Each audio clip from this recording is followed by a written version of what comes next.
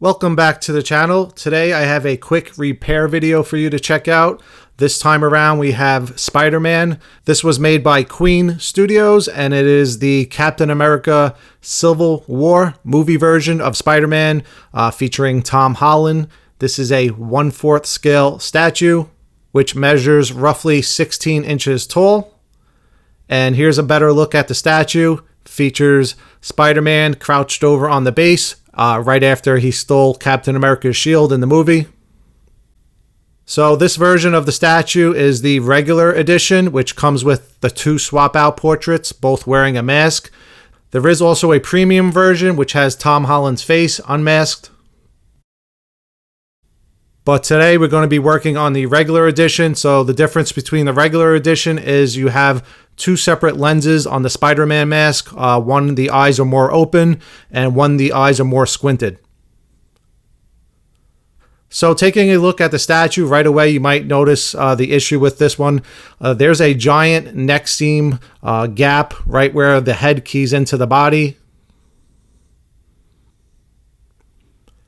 It's pretty common with Spider-Man statues, but this one definitely might be one of the worst ones I've ever seen. So now, not all of the statues, from what I understand, came like this, so it might be isolated to just this one statue alone that has this issue with the giant gap between his head and the body. But either way, Queen Studios was contacted. They agreed the statue should not be like this. They offered to pay for the repair. So they are covering the repair expense, which is really nice for this customer. And I was the one that was contracted to fix it for the customer. So as mentioned, this statue of this version of the statue comes with 2 portraits. Both of these are going to be the masked Spider-Man portraits, and it also comes with a portrait stand to display the extra portrait when it's not on the statue. So the first thing I do before I start any repair is I assess the situation to try to figure out what is wrong with it. In this case, we have 2 portraits and 1 body, so the issue with the portrait keying into the body could either be on the 2 portraits or it could be on the body. So the first step was to key the 2 portraits into the body as well as into the headstand. Taking a look at the headstand, there doesn't seem to be an issue with the portraits fitting into the headstand, so that automatically rules out that there's an issue with this portrait.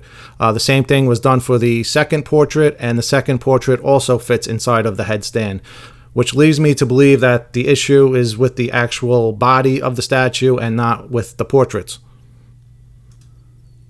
Which works in my favor because I only need to make adjustments to the female keyhole on the actual body instead of now having to try to mess with the 2 portraits, which would have required more work and more precision trying to get them to fit correctly onto the body. So here's a look at the open-eyed portrait on the headstand, and as you can see, it fits perfect. And if you look at the actual statue, I have the closed-eyed portrait on the body and it's having a gap issue. If I now take the open-eyed portrait off of the headstand and try it on the body, I'm having the same issue. There's a gap between the head and the body around the neck seam, which again leads me to believe the issue is with the actual neck and not with the 2 portraits. So any further adjustments moving forward are going to be made to the actual neck on the body, and I can leave the 2 heads alone and they don't need to be altered. So I made the adjustments to the female keyhole off camera. Basically, I used Abe's Epoxy Sculpt. It's a 2-part epoxy sculpting clay.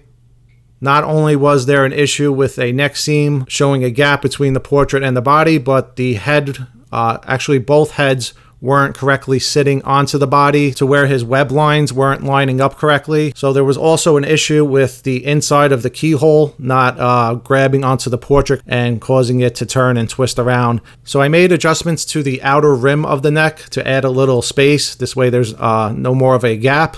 And I also added some epoxy sculpting clay to the inside of the keyhole. This way the 2 portraits sit correctly when they're keyed into the body and the magnet pulls them into the correct position. So now, as mentioned, I did do this repair off camera. This is actually an older repair from last year. I'm just getting around now to editing the video, so I apologize about that, but I will show you what I did and what steps I took on a different statue. This way you can see the process and what was involved in fixing something like this. This channel at the moment appears to have 2 sets of viewers. Some of you are here from the licensed statues, such as Sideshow, XM Studios, Prime One Studios, and etc. And then some of you are here from the 3D printing group. Maybe you want to learn how to fix gaps when you're building your models.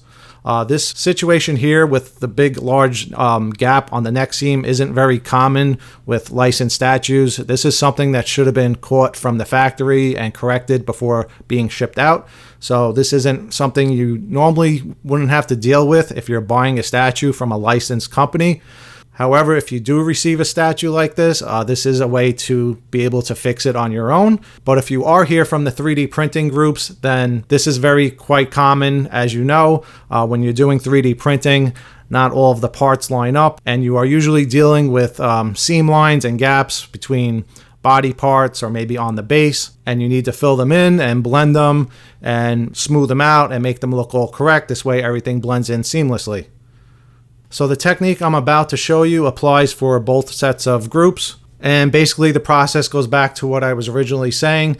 You want to use some type of sculpting clay. I prefer to use Abe's Epoxy Sculpt. As mentioned, it's a 2-part epoxy.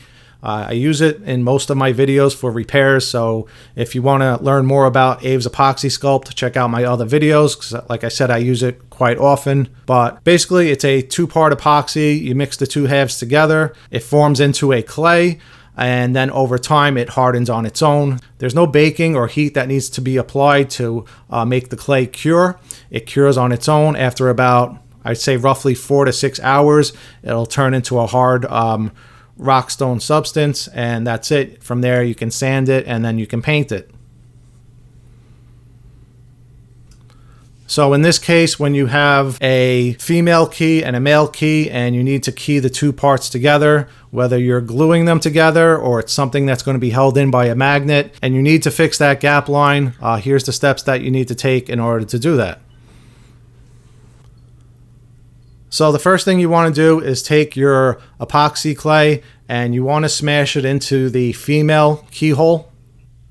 You want to put in just enough so that it fills in the gap.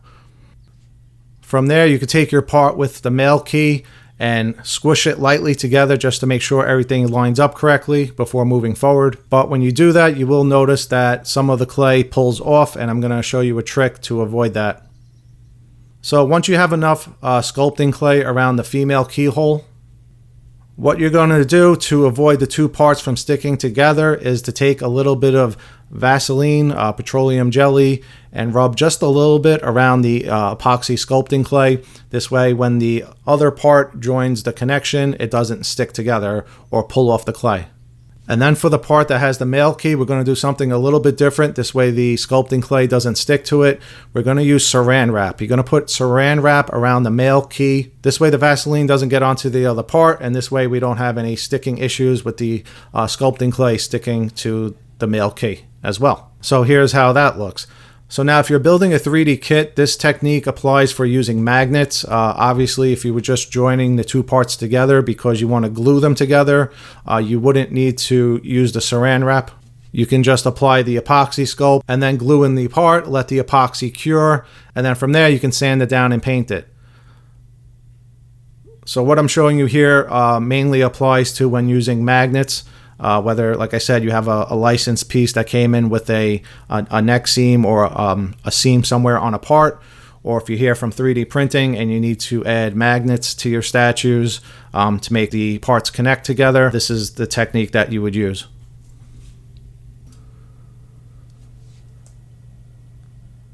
So from here on out, once you have the epoxy applied to the female key, and you have your saran wrap wrapped around the male key, you join the 2 parts together and let them sit nice and tight. You can let them sit overnight until the next day.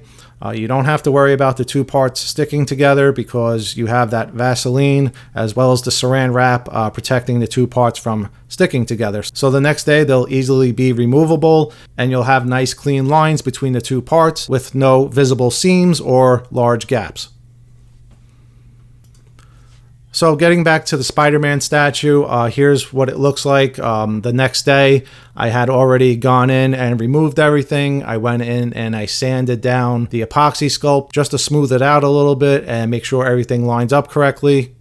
As the epoxy was curing, I went in and I added a little bit of texture because Spider-Man's costume on the statue does have a lot of texture to it. It's kind of like a dotted pattern. It's very similar to what a basketball looks like. So at this point, you can see the portrait now fits onto the body without a huge gap. Everything looks great. The next step from here would be to color match the factory paint, or if you're doing 3D printing, you'd be using your own paint colors. So on this statue, on the inside of the keyhole, everything was painted black, originally the way it was. Everything was done by brush, by hand. The airbrush was not needed for this. And then on the outside of the costume where the red is, I went in and I color matched the red paint. Not sure how it's showing on camera, but in person it has a little bit of an orange to a reddish tint to it. So that's the colors I used to mix up this specific color. Everything is matching nicely. Everything looks great as far as the textures go. Once I was happy with the results, I went in and I clear coated it. Anytime you're fixing statues or working on 3D prints, when you're done painting, you always want to make sure you clear coat it to protect the paint from scraping or rubbing off. It also just brings the paint to life and ties everything in together. The finish really comes down to what you want to use. Majority of the time, the finish that you would normally use is a flat sheen. In this case, his costume did have a slight gloss to it. Not really sure or remember what exactly I used. It could have been somewhat of a satin or a mix between a satin and a flat, going back and forth just until I get the correct sheen of the costume. But basically, yeah, after all the paint was done, this was clear coated, and here's how that's looking so far. So the last step was to double check the fitment of the two portraits to make sure they now look correct on the body and we don't have a neck seam anymore. So here's a look at the squinted-eyed portrait now on the body. With any Spider-Man statue, you're always going to have somewhat of a visible neck seam line. It's just one of those things you can't avoid.